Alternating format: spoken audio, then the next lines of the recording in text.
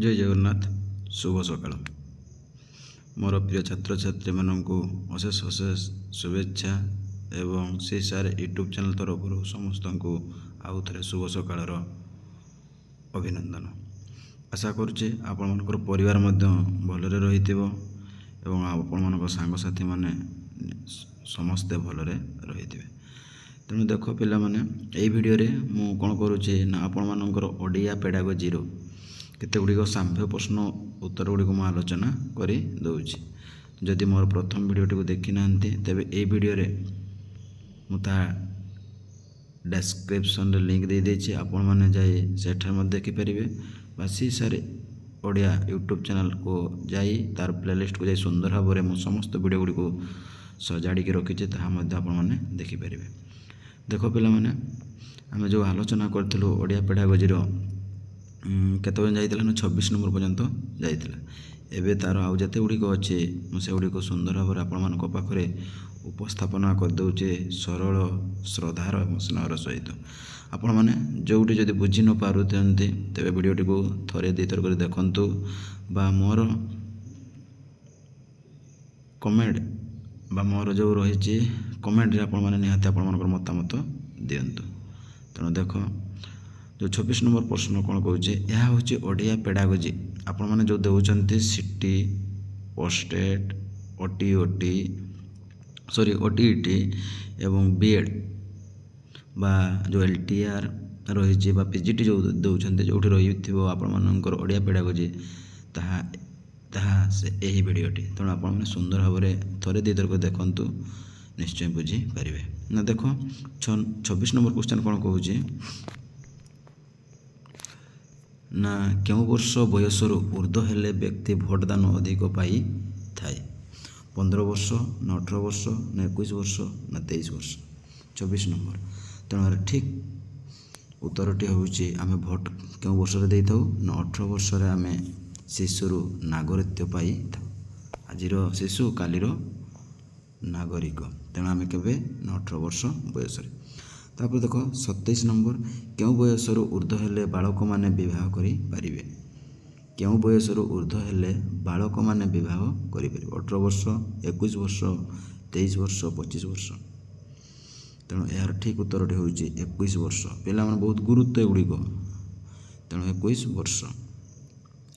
तापर आगु को देखंतु जे 28 नंबर कौन कहूँ ना क्यों बयसर ऊर्ध्व हेले बालिका माने विवाह करि पारिबे तेणु 28 नंबर हूँ ऑप्शन नंबर ए बुझिपारे तांकर भोट दे पारे 18 वर्ष और 18 वर्ष से कौन विवाहित हो पारे। तापर देखंतु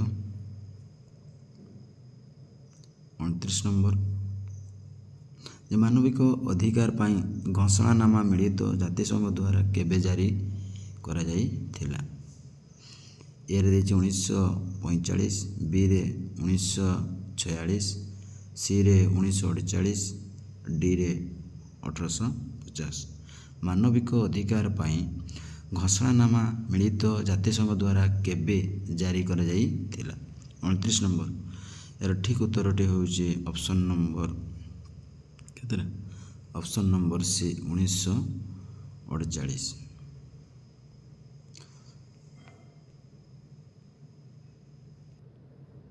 तापर 30 नंबर देखंतु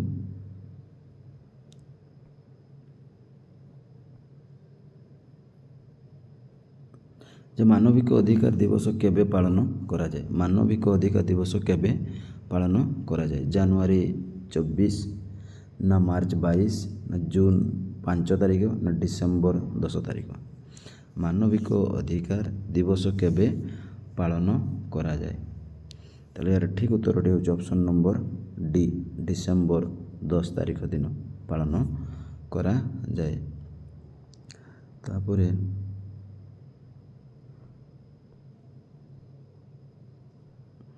तापर 31 देखंतु जे मानविक अधिकार प्रथम लिखित सनंद इंग्लैंड रो राजा द्वितीय जनक द्वारा केबे स्वाक्षरित होई थिला मानविक अधिकार प्रथम लिखित सनंद इंग्लैंड रो राजा द्वितीय जनक द्वारा केबे स्वाक्षरित होइतिला 1115 रे ମସିହାରେ ନା 1772 ନା 1545 ମସିହାରେ ନା 1948 ମସିହାରେ। 31 ଠିକ୍ ଉତ୍ତରଟି ହେଉଛି 1115 ମସିହାରେ ଏହା ସ୍ୱାକ୍ଷରିତ ହୋଇଥିଲା। ତାପରେ 32 ଆଉ 32 ନମ୍ବର କ୍ୱେଶ୍ଚନ୍ କ'ଣ କହୁଛି ଦେଖନ୍ତୁ। ଆନ୍ତର୍ଜାତିକ ଆଇନ ଅନୁସାରେ କେତେ ବର୍ଷରୁ କମ୍ ପ୍ରତ୍ୟେକ ମଣିଷକୁ ଶିଶୁ କୁହାଯାଏ? ଆନ୍ତର୍ଜାତିକ ଆଇନ ଅନୁସାରେ କେତେ ବର୍ଷରୁ କମ୍ ପ୍ରତ୍ୟେକ ମଣିଷକୁ ଶିଶୁ କୁହାଯାଏ? 15 ବର୍ଷ ନା ବିରେ ଅଛି 16 ବର୍ଷ, ସିରେ ରହିଛି 17 ବର୍ଷ ନା 18 ବର୍ଷ। ତେଣୁ ଦେଖନ୍ତୁ କେଉଁଟା ହେବ 32 ନମ୍ବର। ତେଣୁ ଏହାର ଅପସନ୍ ନମ୍ବର ଡି 18 ବର୍ଷକୁ ଆମେ କହିଥାଉ। ତାପରେ 33 ନମ୍ବର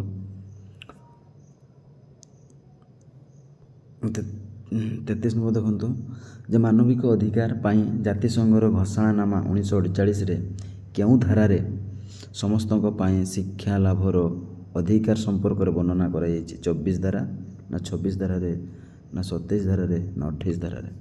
33 ନମ୍ବର ଏହାର ଠିକ୍ ଉତ୍ତର ହେଉଛି 26 ଧାରାରେ ଘୋଷଣାନାମା କରାଯାଇଛି।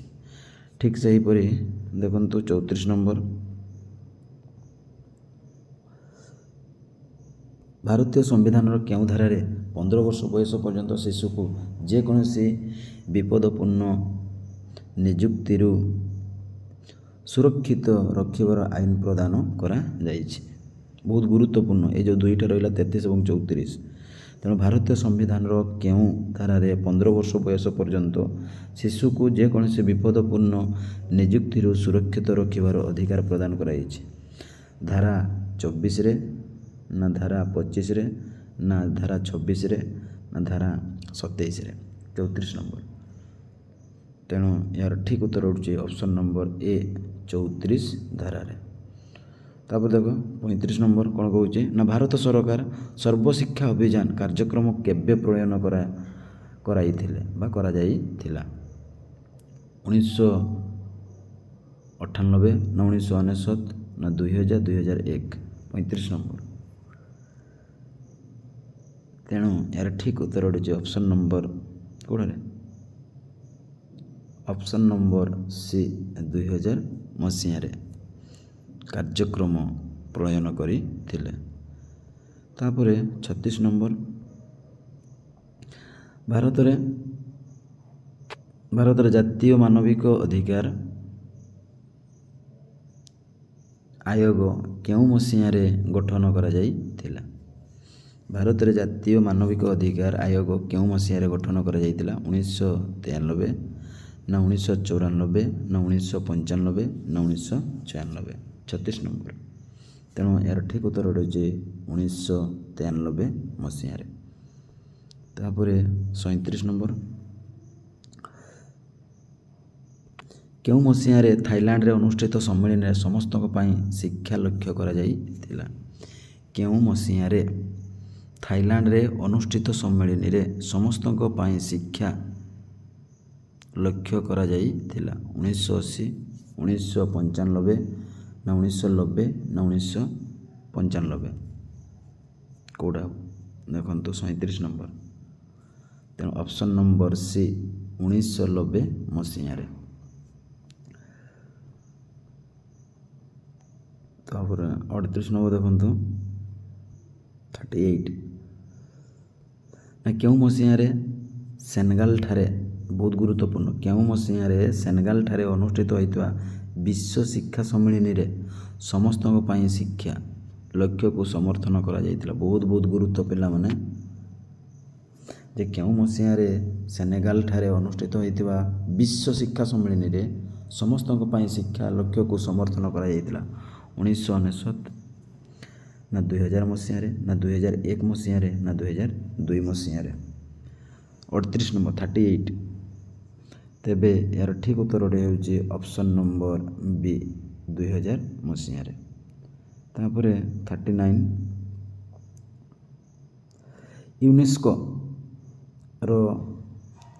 ଏକ ବିବରଣୀ ଅନୁସାରେ 2004 ମସିହାରେ କେତେ ମିଲିୟନ ଶିଶୁ ବିଦ୍ୟାଳୟରେ ନାମ ଲେଖାଇ ପାରି ନଥିଲେ। ଏଠି ହେବ ପାରି ନଥିଲେ କେତେ ମିଲିୟନ। ୟୁନେସ୍କୋର ଅପସନ୍ ନମ୍ବର ଦେଖ 70, ବିରେ ଦେଇଛି 75, ସିରେ 77, ଡିରେ 80। ୟୁନେସ୍କୋର ଏକ ବିବରଣୀ ଅନୁଯାୟୀ କେତେ ମିଲିୟନ ପିଲାମାନେ ଯୋଗ ଦେଇନଥିଲେ। ତେଣୁ 39ର ସଠିକ୍ ଉତ୍ତରଟି ହେଉଛି 77। ତେଣୁ 77 ମିଲିୟନ ଅପସନ୍ ନମ୍ବର ସି। ଏବଂ C sir Odia YouTube channel ତରଫରୁ ସମସ୍ତଙ୍କୁ ଆଉ ଥରେ ଶୁଭେଚ୍ଛା, ଅଭିନନ୍ଦନ ଏବଂ ଶୁଭ ସକାଳ। ଆପଣମାନେ ଯଦି ଭିଡ଼ିଓ ଗୁଡ଼ିକ ଭଲ ଲାଗୁଛି ତେବେ ଲାଇକ୍ କରନ୍ତୁ, ମତାମତ ଦିଅନ୍ତୁ ଏବଂ ଆପଣମାନେ ଅଧିକ ମାତ୍ରାରେ ସେୟାର କରନ୍ତୁ ଏବଂ ଆଇକନ୍କୁ ଆପଣ ପ୍ରେସ୍ କରି ରଖନ୍ତୁ। ଯେତେବେଳେ ଯେଉଁ ଭିଡ଼ିଓ ଛାଡ଼ିବି ପ୍ରଥମେ ଆପଣମାନଙ୍କୁ ନୋଟିଫିକେସନ୍ ଯିବ।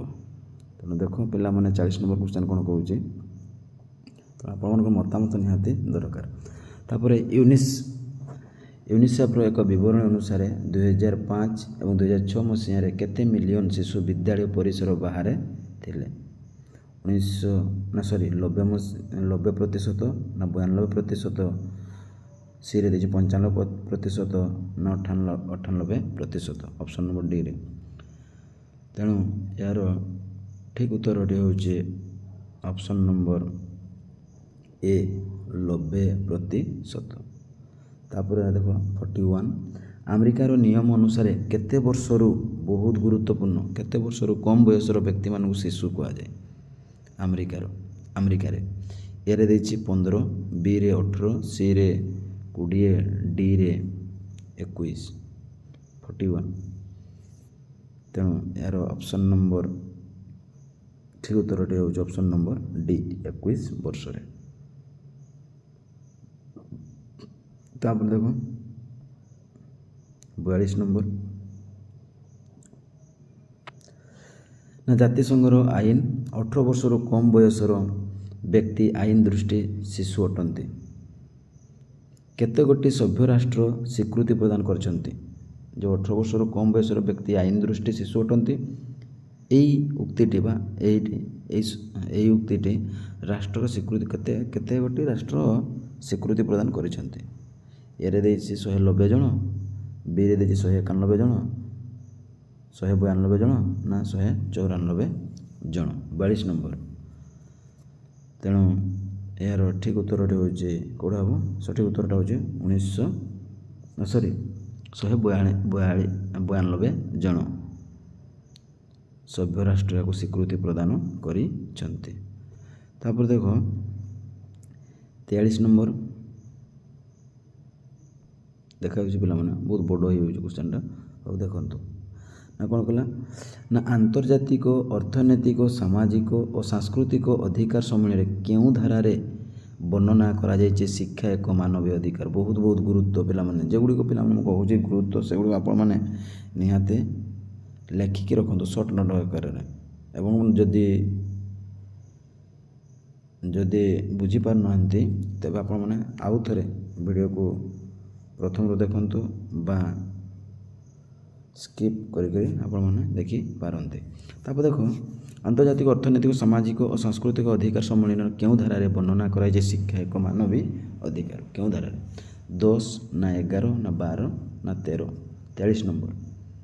ଏହାର ଠିକ୍ ଉତ୍ତର ହେଉଛି ଅପସନ୍ ନମ୍ବର ଡି 13 ଧାରାରେ।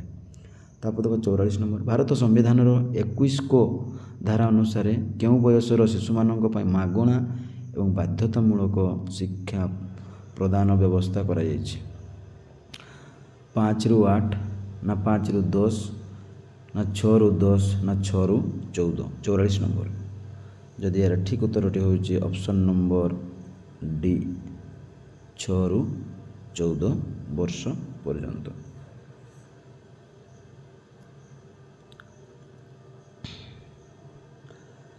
ତାପରେ 45 ନମ୍ବର ଦେଖନ୍ତୁ, ନା ସମ୍ବିଧାନର କେଉଁ ସଂଶୋଧନ ଫଳରେ ଶିଶୁମାନଙ୍କ ପାଇଁ ଶିକ୍ଷା ଏକ ମୌଳିକ ଅଧିକାର। 85ତମ, 86ତମ, 87ତମ ନା 88ତମ? 45 ନମ୍ବର। ଏହାର ଠିକ୍ ଉତ୍ତର ଗୋଟେ ହେଉଛି ଅପସନ୍ ନମ୍ବର ବି 86ତମ।